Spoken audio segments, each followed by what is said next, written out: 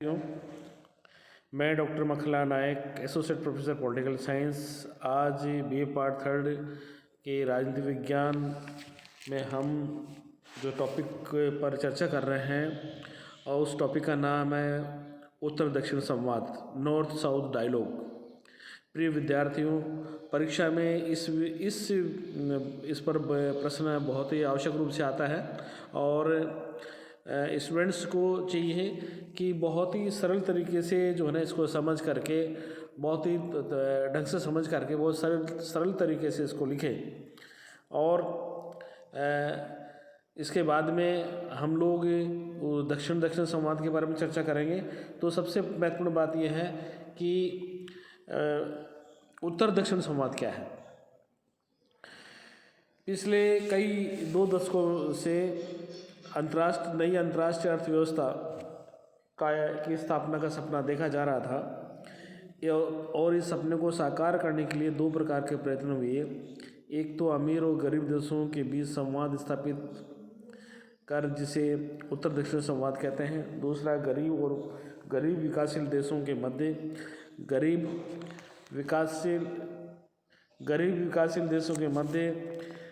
गरीब देशों के बीच संवाद गरीबी विकासशील देशों के मध्य आपसी सहयोग स्थापित करें। ये दक्षिण सहयोग संवाद है। तो पहली बात यह है कि उत्तर दक्षिण संवाद का तात्पर्य यह है कि अमीर और गरीब देशों के बीच में संवाद हो। दूसरा, दक्षिण संवाद का मतलब क्या है कि विकासशील देशों के मध्य आपस में संवाद हो। तो ये उत्तर दक्षिण संवाद और दक्षिण संवाद सो कहते हैं। एक इसी टर्मिनोलॉजी में देखा जाए तो उत्तर संवाद भी है। उत्तर यानी कि कहने का मतलब ये कि उत्तरी गोलार्ध के जो विकसित देश हैं वो आपस में आप संवाद करें, ये उत्तर संवाद है। और दक्षिण संवाद, इसका तात्पर्य यह है कि जो विकासशील देश हैं वो आपस में एक तरीके से संवाद स्थापित करें।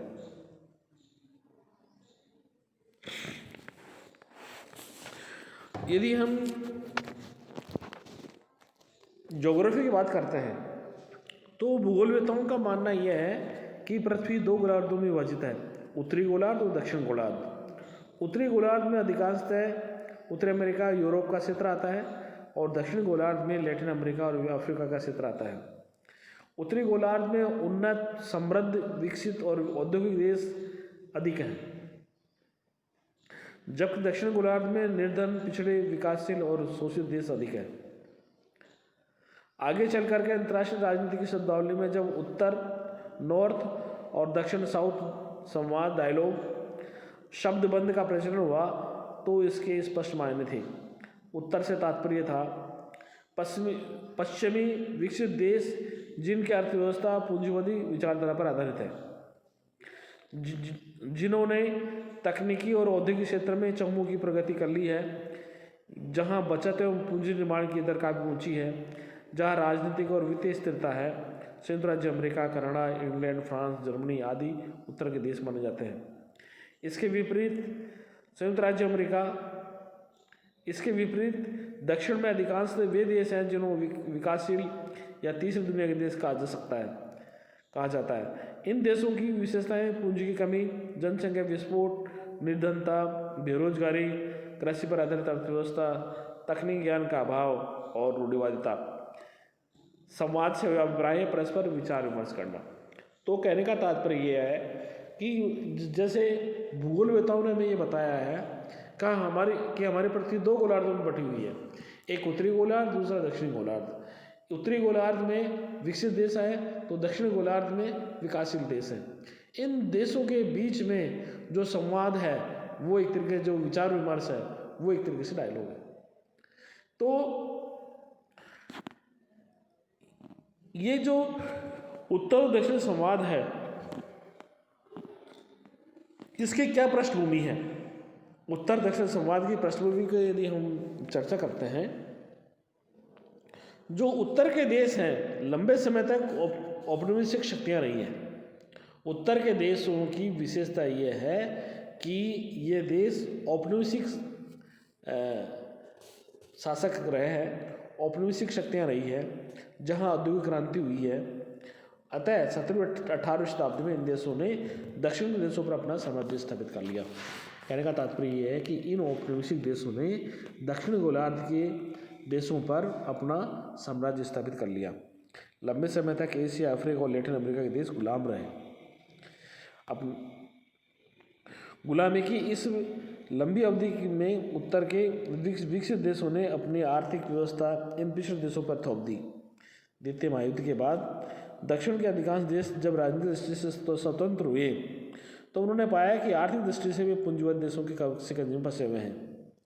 विश्व अर्थव्यवस्था का एक ऐसा ढांचा स्थापित हो चुका है जो विकासशील देशों के हित में नहीं है। उन्होंने ये पाया कि दक्षिण के विकासशील देशों की जनसंख्या विश्व की कुल जनसंख्या का 73.6% है, जबकि विश्व के कुल उत्पादन में उनका हिस्सा मात्र 21.5% है।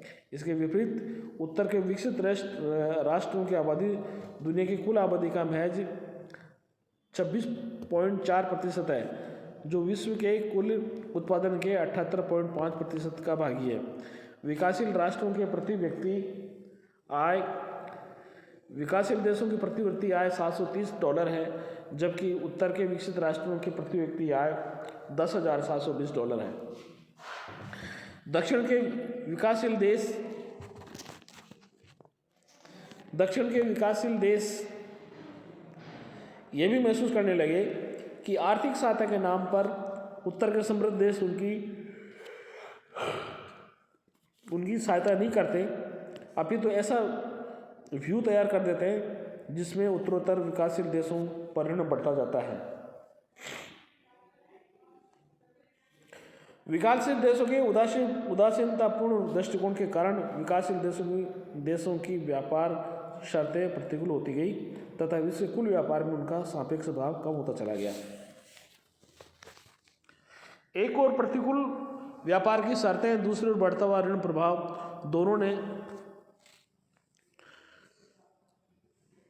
दोनों ने दक्षिण के विकासशील देशों के भुगतान संतुलन को प्रतिकूल बना दिया और 1973 में गैर तेल निर्यातक विकासशील देशों का ऋणात्मक भुगतान बाकी 900 करोड़ डॉलर थी, जो 74 और 75 में क्रमशः 2800 करोड़ डॉलर तथा 3500 करोड़ डॉलर हो गई। तो इस तरह से 1984 में विश्व बैंक की रिपोर्ट में स्पष्ट किया गया कि दक्षिण के देश ऋण के भार से अत्यधिक दबे हुए हैं। दक्षिण के राज्यों पर के ऋण भार का अनुमान इससे लगाया जा सकता है, जहां 1980 में $69 बिलियन था, 82 में बढ़कर $98 बिलियन हो गया और विकासशील देशों के मुद्रा भंडार में वर्ष 1986 में 16.8% गिरावट आई, जबकि 85 में 5.3%। इसके विपरीत औद्योगिक देशों के मुद्रा भंडार में 10.3% वृद्धि हुई। विकासशील देशों का व्यापार घाटा निर्यात घटने के कारण 1986 में तिगुने से भी अधिक हो गया। अंतर्राष्ट्रीय मुद्रा कोष की एक रिपोर्ट के अनुसार 62 विकासशील देशों का कुल निर्यात इस अवधि में $400 अरब का रहा और आयात $501 अरब का। इस प्रकार लगभग $21 अरब का घाटा हुआ। अंतर्राष्ट्रीय मुद्रा कोष और अन्य वित्तीय संस्थान प्रतिवर्ष विकासशील देशों को जितना ऋण देते हैं उससे अधिक वे ब्याज और भुगतान के रूप में वसूलते हैं। हमारा दूसरा चर्चा का जो पॉइंट है वो है उत्तर दक्षिण संवाद के लिए दबाव। 1970 के दशक के प्रारंभ में विकासशील देश इस बात पर जोर देने लगे कि आर्थिक संबंधों का निर्धारण न्याय और लोकतांत्रिक आदर्शों पर किया जाना चाहिए।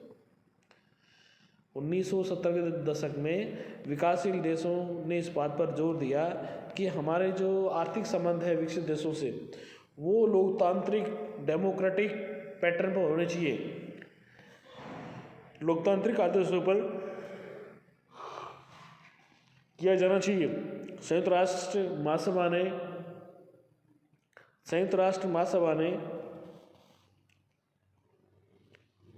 1974 में अपने विशेष अधिवेशन में नई अंतर्राष्ट्रीय अर्थव्यवस्था हेतु घोषणा एवं कार्यक्रम का मसौदा पारित किया।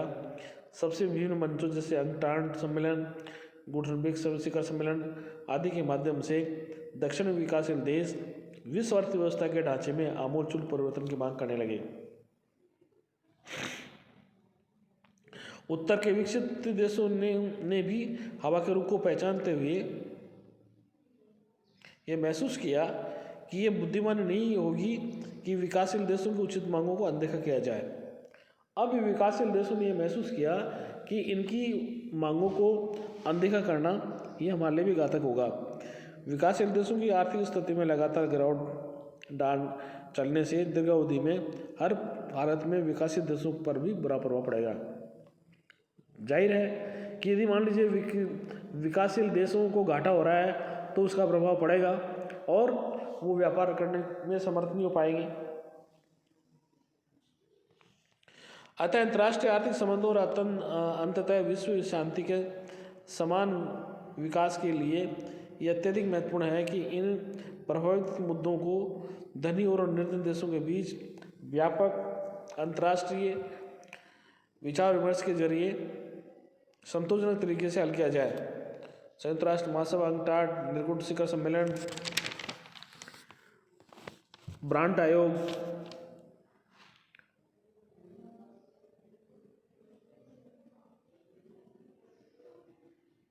और नोबेल पुरस्कार विजेता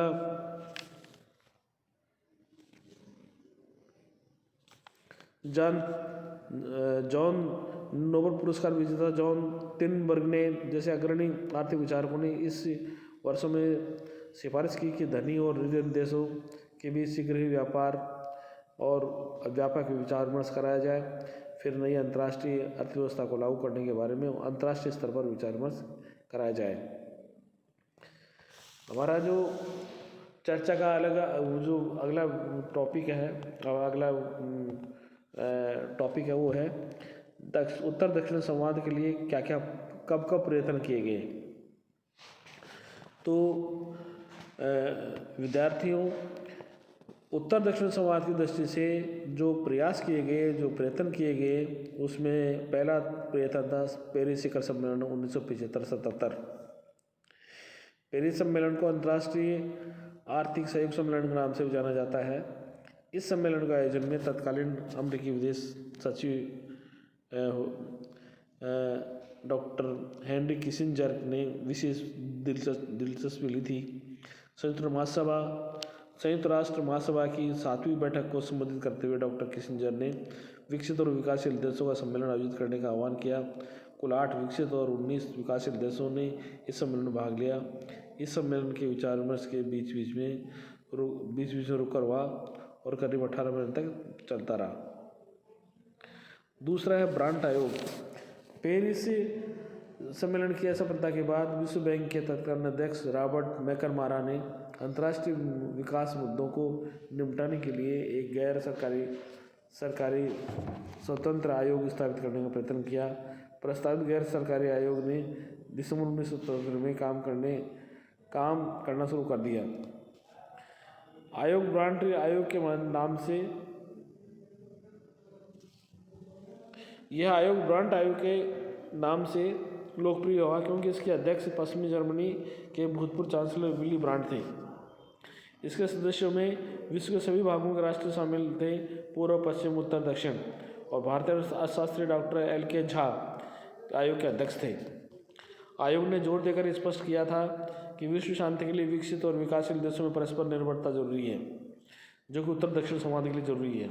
इसके लिए आयोग ने विकसित विश्व के नेताओं की अनौपचारिक बैठक बुलाने का प्रयत्न किया ताकि विकसित और विकासशील देशों के बीच विभाजन से संबद्ध जैसे सहायता, व्यापार, वित्तीय प्रवाह, विकसित और विकासशील देशों के बीच विभाजन से संबद्ध मुद्दों जैसे सहायता, व्यापार, वित्तीय प्रवाह,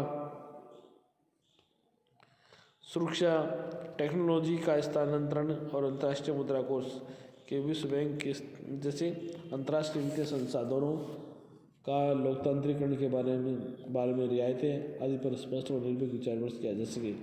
इस बैठक को मेक्सिको के राष्ट्रपति ने अपने यहाँ आयोजित करने का प्रस्ताव किया। तो संक्षेप में ब्रांट आयोग ने उत्तर दक्षिण संवाद पर जोर देते हुए जिन मुद्दों पर सुझाव दिए उसमें वस्तु व्यापार, विकासशील देशों के लिए विदेशी कर्जे, अंतर्राष्ट्रीय मुद्रा कोष, अंतर्राष्ट्रीय मुद्रा सुधार, और चौथा है टेक्नोलॉजी के रूपांतरण, पांचवा अंतर्राष्ट्रीय बहुराष्ट्रीय निगम, समुद्री कानून, बहुराष्ट्रीय बहुउद्देशीय व्यापार। जो तीसरा जो प्रयत्न हुआ वो था कानकुन सम्मेलन। मैक्सिको के राष्ट्रपति के पहल पर भारत से 22 देशों ने मैक्सिको कानकुन शहर में उत्तर दक्षिण संवाद के लिए गरीब और अमीर राष्ट्रों का एक प्रमुख शिखर सम्मेलन आयोजित किया। इस बैठक का उद्देश्य गरीब देशों के मसले में अंतर्राष्ट्रीय विचार विमर्श के लिए उचित वातावरण बनाना और इस विचार विनिमय के रास्ते अड़चने समाप्त करना था। इसी तरह चौथा जो हुआ वो उरुग्वे वार्ता 86-63 के बीच में हुई। गेट समझौता विश्व व्यापार संगठन की स्थापना हुई। इसी तरह से पृथ्वी सम्मेलन जून 1992 से 1993 तक हुआ और G8 में जो वार्षिक सम्मेलन हुआ ये हुआ ये जो G8 है 8 देशों का सम्मेलन था जो एक तरीके से अमेरिका, ब्रिटेन, इटली, जापान और फ्रांस, जर्मनी, कनाडा ये एक तरीके से सदस्य थे।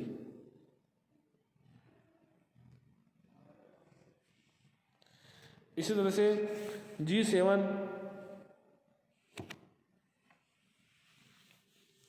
G20 का गठन 1999 में किया गया था। एक संगठन विश्व के सबसे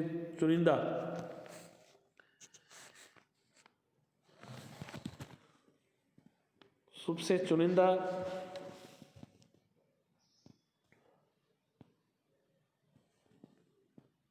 अर्थव्यवस्था वाले देशों का संगठन है जो हर आधार पर विश्व वित्तीय और मुद्रा व्यवस्था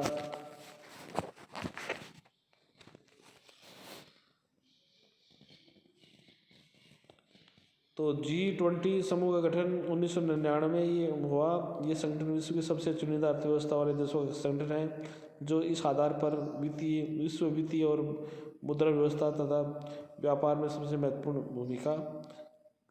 भूमिका अदा करते हैं।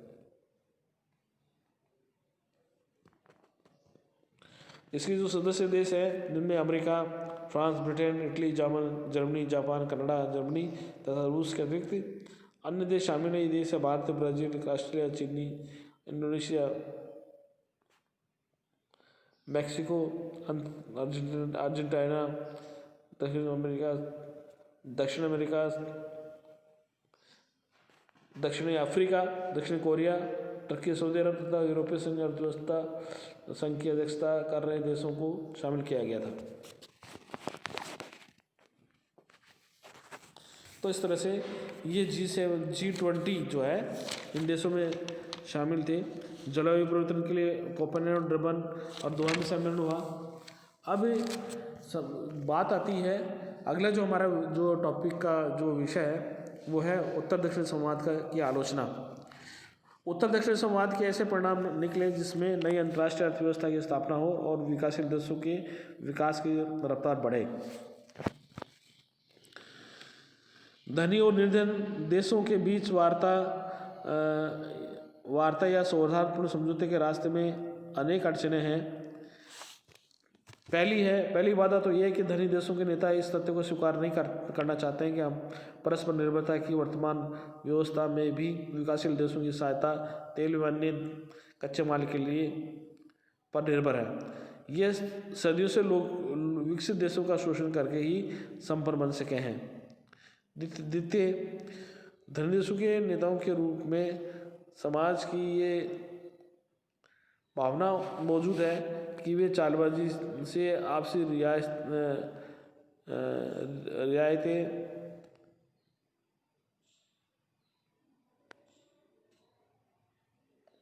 रियायती सहायता और व्यापार नीति के सारे विकासशील देशों का शोषण कर सकते हैं।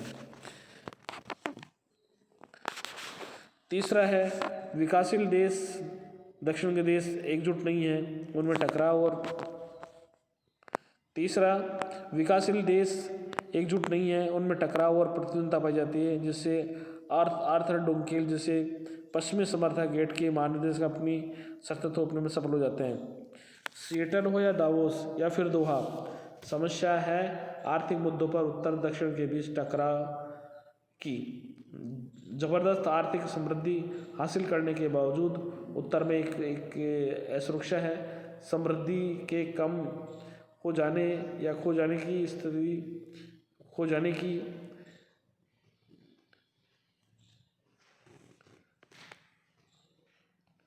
कहने का मतलब ये हुआ कि सिएटल या दावोस में फिर दोहा समस्या आर्थिक मुद्दों पर उत्तर दक्षिण के बीच टकराव की। जबरदस्त आर्थिक समृद्धि हासिल कर लेने के बावजूद उत्तर में एक असुरक्षा है। असुरक्षा है समृद्धि का कम होने या खो जाने की।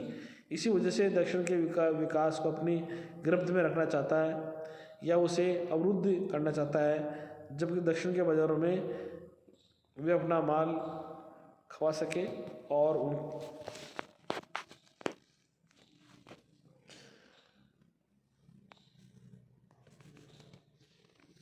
तो उत्तर की एक असुरक्षा है, उत्तर में एक असुरक्षा है समृद्धि के कम हो जाने या खो जाने की। इसी वजह से दक्षिण विकास को अपनी गिरफ्त में रखना चाहता है और इसे अवरुद्ध करना चाहता है, ताकि दक्षिण के बाजारों में अपना माल खपा सके और अपने समृद्धि और विकास को न केवल बरकरार रख सके बल्कि अधिक बढ़ा सके। धन्यवाद।